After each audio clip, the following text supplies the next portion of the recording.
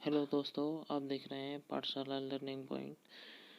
इसमें हम आज read childhood development and psychology के कुछ क्वेश्चन, लगभग 90 क्वेश्चन करने वाले हैं और आशा है आपको अच्छे लगेंगे। और आप इसे आगे शेयर एवं लाइक ज़रूर करेंगे। तो हम स्टार्ट करते हैं। पहला प्रश्न है दोस्तों कि खिलौनों की आयु किसे कहा जाता है। खिलौनों की जो आयु बताई गई है विद्वानों के द्वारा, वो क्या बताई गई है, यानी टॉय एज है, वो टॉय एज क्या है। तो टॉय एज की हम बात करें तो इसमें है, पहला क्वेश्चन है, पहला ऑप्शन दिया हुआ है पूर्व बाल्यावस्था, शैशवावस्था, उत्तर बाल्यावस्था और सभी। तो इसमें दो चीज़ हैं दोस्तों, आपको ध्यान रखने की वाली बात है कि पहली चीज़ है, यदि ऑप्शन प्रश्न में यदि अवस्था पूछा गया है कि वो कौन सी अवस्था है, और दूसरी चीज़ है कि बोल आयु कितनी है। तो दोनों अलग अलग चीज़ें आपको ध्यान होनी चाहिए। यदि वो अवस्था की पूछता है, तो अवस्था का जो उत्तर होगा, यदि अवस्था दी हुई है तो उत्तर होगा यहाँ दोस्तों शैशवावस्था। और यदि वो आयु की पूछता है तो आयु होगी यहाँ पूर्व बाल्यकाल।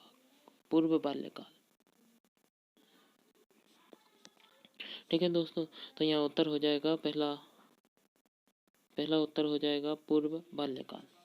ठीक है, आगे चलते हैं। अब प्रश्न है दूसरा, उत्तर बाल्यकाल में बालक भौतिक वस्तुओं के किस आवश्यक तत्व में परिवर्तन समझने लगते हैं।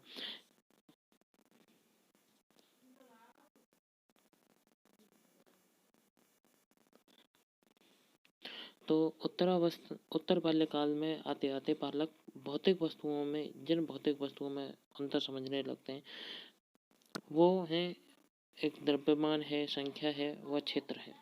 ठीक है दोस्तों, आगे चलते हैं। तीसरा प्रश्न, सबसे अधिक गहन और जटिल समाजीकरण होता है।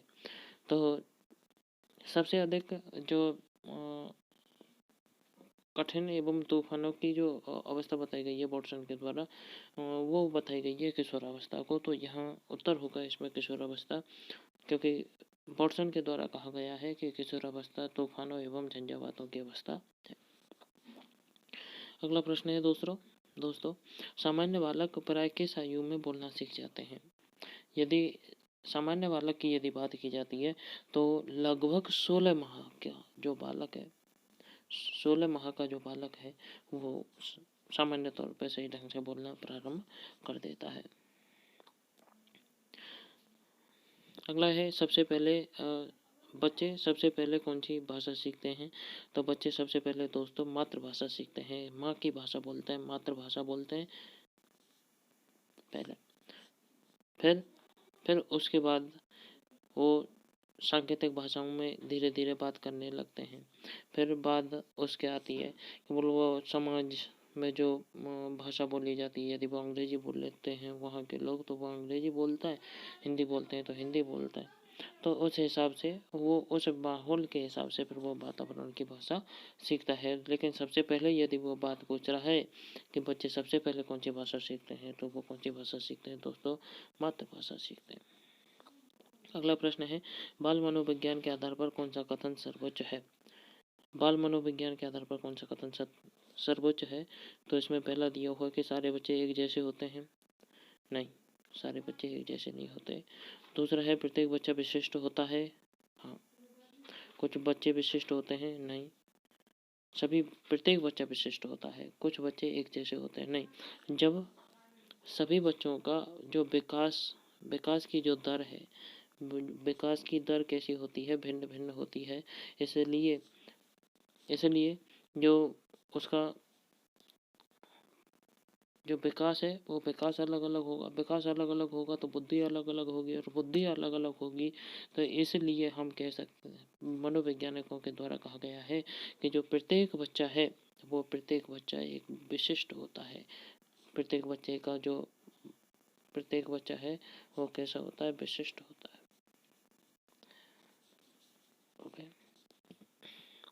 तो यहाँ उत्तर हो जाएगा दूसरा, प्रत्येक बच्चा विशिष्ट होता है। अगला है, निम्नलिखित में से किस अवस्था में बच्चे अपने समवयस्क यानी अपनी समान उम्र के समूह में, जैसे पीयर पीयर ग्रुप के सक्रिय सदस्य हो जाते हैं। ये सक्रिय सदस्य की बात कर रहा है। शैशवावस्था में तो क्या होता है कि जो बच्चा है खिलौनों के साथ वो स्वयं ही खेलता रहता है। तो यहाँ जो अकेले रहकर वो खेलता है किस अवस्था में, शैशवावस्था में। किंतु बाल्यावस्था में आते आते दोस्तों वो दूसरे बच्चों के साथ खेलता तो है, लेकिन जब उसे ऐसा लगता है, अब उसमें एक तो है आत्मनिर्भरता की आत्मीयता की जो भावना है वो उसमें आ जाती है, जैसे वो ये समझता है कि यदि उसको ऐसा लगता है कि ये मेरा खिलौना है, इसको छीन लेगा, तो वो उस स्थिति में क्या करता है कि वो उसको भगा देता है, वो वहाँ से छूट करके और चला जाता है। तो फिर उसके बाद बात आती है, बाल्यावस्था हो गई। बाल्यावस्था के बाद आती है किशोरावस्था। किशोरावस्था में जो अपनी उम्र के जो लोग हैं वो फिक्स रूप से कि उनका जो डेली का रूटीन है, मिलना जुलना खाना पीना जो भी है वो अपने उम्र के लोगों के साथ करते हैं। तो यहाँ उत्तर होगा, देखिए इसमें पूरी बाल्यावस्था नहीं हो सकती, किशोरावस्था और प्रौढ़ावस्था। तो कौन सी अवस्था हो गई, किशोरावस्था। अगला है, एक अध्यापक की दृष्टि में कौन सा कथन सर्वोत्तम है। तो एक अध्यापक के लिए यह कथन सर्वोत्तम है कि वह प्रत्येक बच्चा सीख सकता है, कुछ बच्चे सीख सकते हैं, प्रत्येक बच्चा सीख सकता है, कुछ बच्चे सीख सकते हैं, अधिकतर बच्चे सीख सकते हैं, और अधिकतर बच्चे सीख सकते हैं, बहुत कम बच्चे सीख सकते हैं। इसमें इसका जो उत्तर होगा वो उत्तर होगा कि प्रत्येक बच्चा सीख सकता है, क्योंकि जब प्रत्येक बालक का जो मानसिक शारीरिक नैतिक व अन्य विकासों की यदि बात की जाए तो प्रत्येक बालक का जो विकास है वो भिन्न भिन्न होता है। इसलिए हम कह सकते हैं कि जो प्रत्येक बच्चा है वो अलग अलग सीखता है, वो अपने अपने अनुसार सीखता है। किसी बालक की जो बुद्धि होती है वो बुद्धि बहुत ज़्यादा होती है। कोई भी हम एक सवाल बताते हैं, कोई भी गणित का सवाल है, तो वो हम किसी बालक को तो हम एक बार में बता रहे हैं, तो वो उसको एक बार में ही सीख जा रहा है। और एक बालक को हम क्या कर रहे हैं कि 10 बार बता रहे हैं, तो लेकिन 10 बार में भी वो नहीं सीख पा रहे हैं। तो इससे क्या हुआ कि इस बालक की जो बुद्धि है यह अधिक होगी इस बालक की। ठीक है, तो प्रत्येक बच्चा अपने अपने हिसाब से सीखता जरूर है।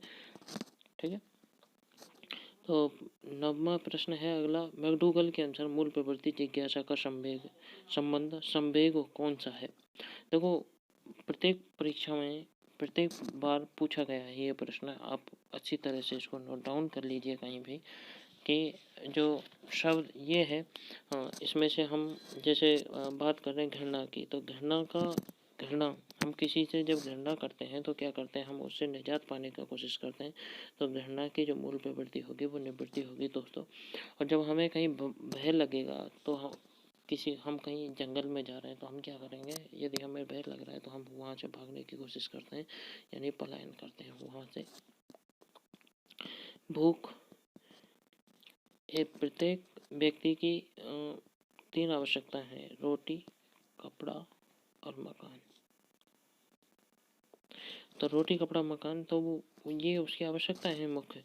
लेकिन जो भूख है, भूख की स्थिति में वो क्या करेगा, यदि भूख लग रही है किसी बच्चे को तो वो भोजन की तलाश करेगा, तो इसे कहेंगे बुभुक्षा।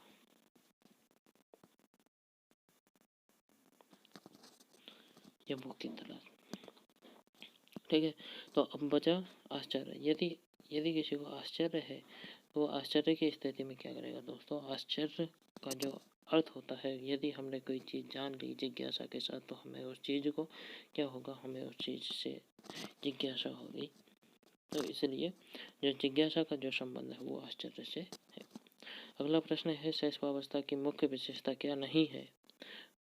देखो, ऐसे प्रश्न आप कोशिश करें कि एक बार 2 बार उसे पढ़ के और तब उत्तर दें, क्योंकि ऐसी कंडीशन में जो उत्तर है वो गलत होने के चांसेस ज़्यादा रहते हैं। इसलिए आप नहीं को भी ध्यान से पढ़ें। तो प्रश्न है अपना, देख लेते हैं, शैशवावस्था की मुख्य विशेषता क्या नहीं है।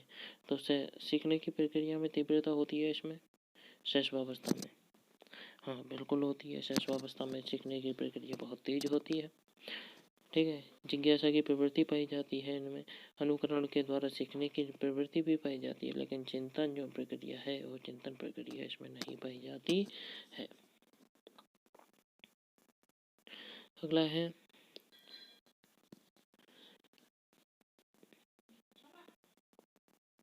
किस मनोवैज्ञानिक के अनुसार विकास एक सतत और धीमी प्रक्रिया है। यह हरलॉक, कुमारी हरलॉक के द्वारा दी गई परिभाषा है कि विकास एक लगातार लंबे समय तक चलने वाली प्रक्रिया है, लेकिन चलती है, लेकिन वो धीरे धीरे उसमें परिवर्तन होते जाते हैं, और वो यह प्रक्रिया चलती रहती है, निरंतर चलती रहने वाली प्रक्रिया है विकास। बाल्यावस्था होती है, बाल्यावस्था की ये बात कर रहे हैं, तो बाल्यावस्था होती है, तो बाल्यावस्था 5 वर्ष तक, 12 वर्ष तक, 21 वर्ष तक, इनमें जो कोई नहीं, तो बाल्यावस्था होती है दोस्तों 12 वर्ष तक। 6 से 12 वर्ष की जो अवस्था होती है ये बाल्यावस्था में आती है, और जन्म से 5 वर्ष तक की जो अवस्था है ये शैशवावस्था में आती है, और 12 वर्ष से अधिक की जो अवस्था होती है यह अवस्था किस में आती है, किशोरावस्था में आती है दोस्तों। अगला है, विकास में वृद्धि से तात्पर्य है। विकास में जो वृद्धि हो रही है उससे क्या तात्पर्य है। तो विकास में वृद्धि हो रही है यानी ज्ञान में वृद्धि होगी, इसका तात्पर्य वो पूछ रहे हैं। तो वो क्या होगा, ज्ञान में भी वृद्धि होगी, संवेग में भी वृद्धि होगी, भोजन में भी वृद्धि होगी, और आकार, सोच, समझ और कौशल में भी वृद्धि होगी। तो इसका मुख्य तौर पे जो सही आंसर जो होगा वो होगा आकार, सोच, समझ एवं कौशल में वृद्धि होना। अगला है, निम्नलिखित में से कौन सी किशोरावस्था की मुख्य समस्याएं हैं। प्रत्येक अवस्था की एक बात ध्यान रखें कि प्रत्येक अवस्था की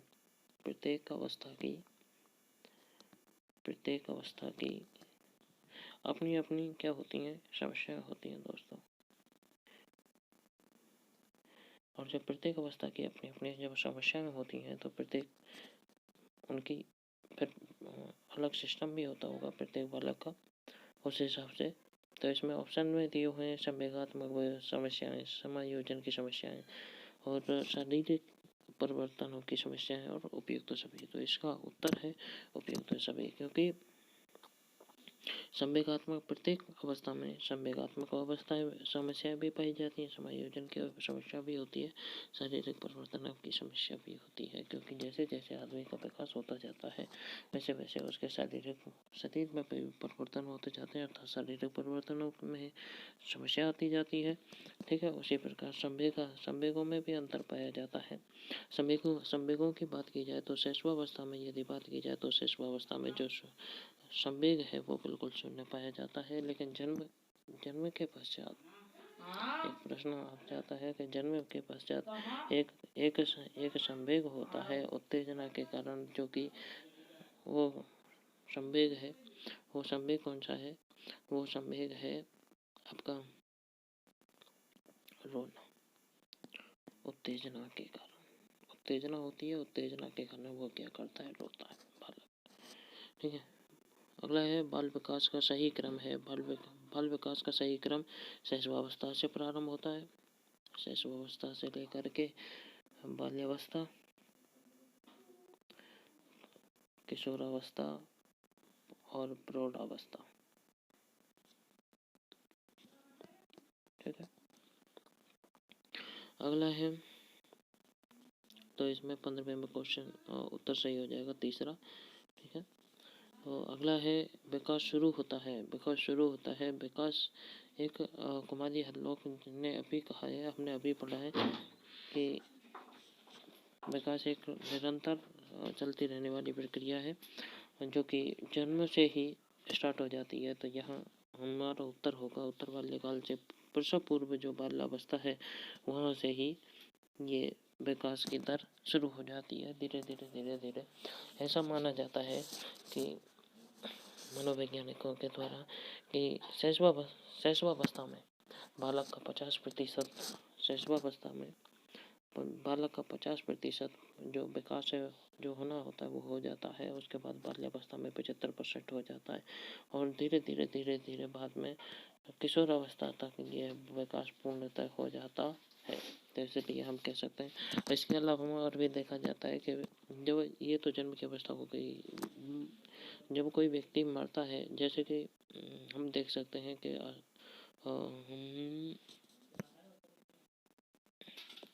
जब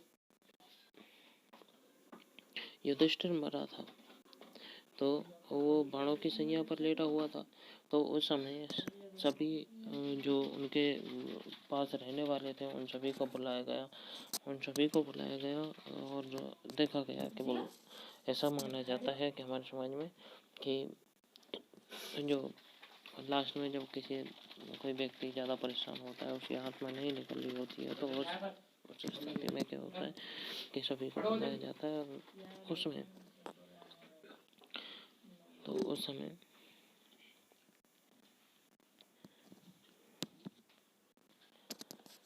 द्रौपदी को बुलाया गया। तो जब उस समय वो सब वहाँ जो उपस्थित थे वो सभी रो रहे थे और द्रौपदी वहाँ आकर के हंसती है। तो तब वो पूछता है युधिष्ठिर कि तुम यहाँ तो सभी रो रहे हैं, उसको क्रोध आता है और वो पूछता है कि युधिष्ठिर कि मैं यहाँ तो सभी रो रहे हैं और तुम हंस रही हो, ऐसा क्यों? तो उसने कहा कि हे महाराज, जब मेरा चिरहरण हो रहा था तो उस समय आप क्या कर रहे थे? आप भी तो वहाँ बैठे बैठे हंस ही रहे थे। अर्थात यदि आप छोटा सा झूठ बोल देते तो आज मेरी वहाँ लाज बच जाती। तो उस समय उसको भी क्या हुआ, अनुभव हुआ। तो विकास निरंतर चलती रहने वाली प्रक्रिया है, जैसे कुमारी हदलोक ने कहा है कि विकास एक सतत प्रक्रिया है। ठीक है, तो विकास शुरू होता है प्रसवपूर्वावस्था से। ठीक है, अगला है बाल्यावस्था में सामाजिक विकास के रूप में मुख्य है। बाल्यावस्था में सामाजिक विकास के रूप में मुख्य है। बाल्यावस्था की यदि बात की जाए और सामाजिक विकास के क्षेत्र की यदि बात की जाए तो बाल्यावस्था में जो बालक और बालिका हैं वे एक साथ रहने लग जाते हैं और यहीं से उनमें जो सामाजिक जो चेतना है वो आ जाती है। तो इसका उत्तर क्या होगा? बालक व बालिका के में एक साथ रहने की जो प्रवृत्ति है वो ये सामाजिक विकास का महत्वपूर्ण भाग। अगला है लॉरेंस कोहल वर्ग विकास के क्षेत्र में शोध के लिए जाने जाते हैं। लॉरेंस कोहल वर्ग का एक सिद्धांत चलता है, वो है नैतिक विकास का सिद्धांत। ठीक है, अगला है बालक के शारीरिक व क्रियात्मक विकास की दिशा होती है। तो दो चीज़ें हैं दोस्तों, एक तो है ऊर्ध्वमुखी, ऊर्ध्वमुखी और एक है मध्य से परिधि की ओर। दोनों को समझो। ऊर्ध्वमुखी का मतलब होता है कि ऊपर से नीचे की ओर और मध्य से परिधि की ओर यानी अंदर से बाहर की ओर। ठीक है, तो ऐसे ही यदि बात की जाए तो देखें इसमें ऑप्शन, तो बालक का जो शारीरिक विकास है वो दो कंडीशंस में होता है। एक तो सिर से पैर की ओर और दूसरा होता है मध्य से बाहर की ओर। अब देखें इसमें ऑप्शन कौन सा है, सिर से पैर तथा शरीर के मध्य से बाहर की ओर इसका विकास होता है। Option number 2। अगला है व्यक्तिगत शिक्षार्थी एक दूसरे से खालिस्तान में भिन्न होते हैं। जो प्रत्येक जो बालक है, शिक्षार्थी का मतलब है बालक से, शिक्षार्थी का मतलब क्या है? बालक से। तो प्रत्येक जो बालक है उसकी जो सीखने की जो अलग होती है, उसका जो विकास की दर है वो अलग अलग होती है। तो हम कह सकते हैं कि जो व्यक्तिगत शिक्षार्थी है वो एक दूसरे से किसमें भिन्न होते हैं दोस्तों? ये होते हैं इनमें जो विकास की जो दर है पाई जाती है वो अलग अलग पाई जाती है।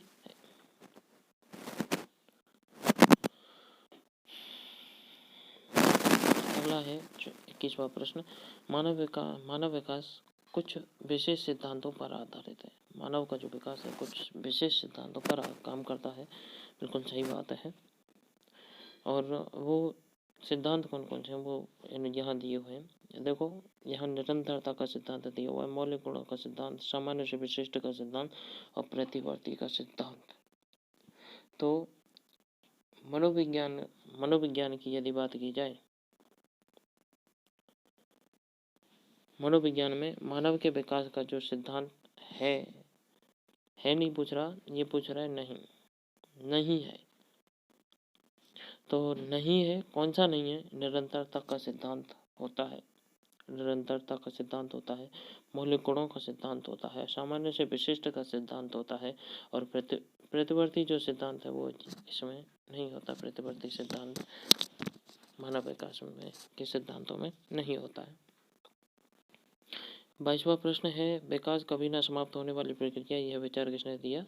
यह विचार किससे संबंधित है और किसने दिया? तो ये कुमारी हरलोक के द्वारा दिया गया। हमने अभी जाना किसने दिया, कुमारी हरलोक ने। और यह विचार किससे संबंधित करता है? ये निरंतरता के सिद्धांत से अभिप्रेरित है। अगला है कि निम्नलिखित में से कौन सा कथन विकास के बारे में असत्य है? असत्य छांटना है, यानी 3 सत्य हैं और 1 गलत है। विकास अंतःक्रिया का फल है। विकास जो है वो अंतःक्रिया का फल है, हाँ सही बात है।